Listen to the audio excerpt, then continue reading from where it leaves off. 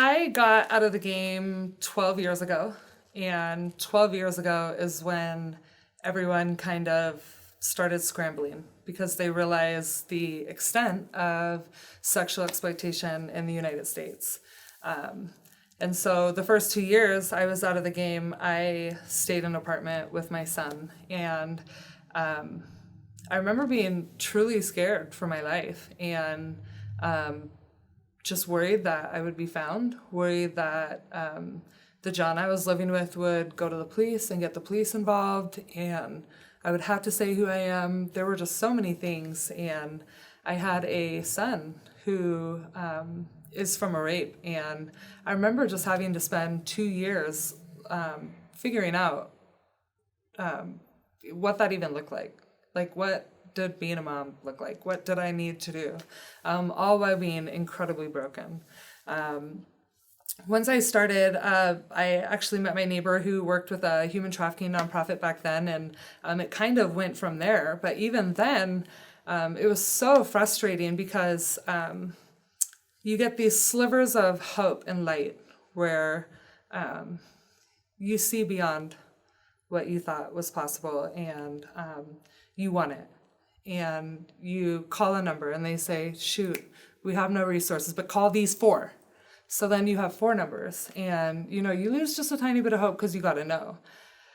Then you call the next one and they say something like, oh my gosh, we heard human trafficking is big, we want to experiment with this. And you just can't be an experiment project. And you say no, but you still have 3 more numbers. And then you call those 3 numbers and it's no, no, no, but hey, call 211. And then you call 211 and they're like, well, we don't know what's going on. Like, well, we think we have this one. And then you find out there's no safe houses. And so it was a long season. It was a few years of getting that little bit of hope and then just feeling so shut down because there was just nothing available. And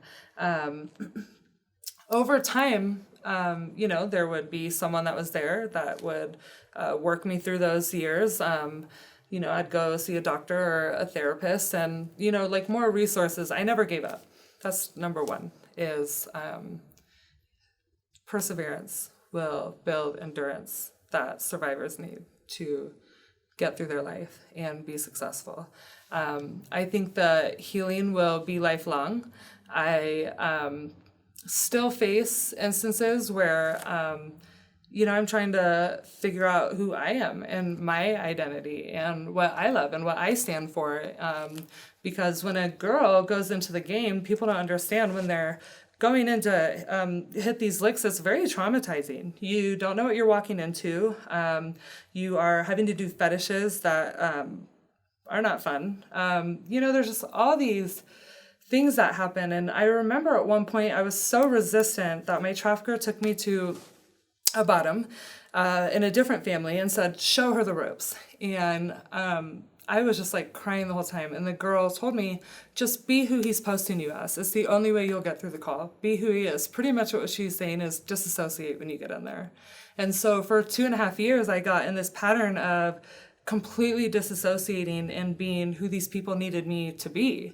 And nowadays in my life, like starting a business, that works great. I can show up to a client's house or show up to their office to do work, and I can be who they need me to be, and I can do it very well. But then I go home at night and there's this struggle of who am I? Like, where am I going? Where do I belong? Where's my place? And,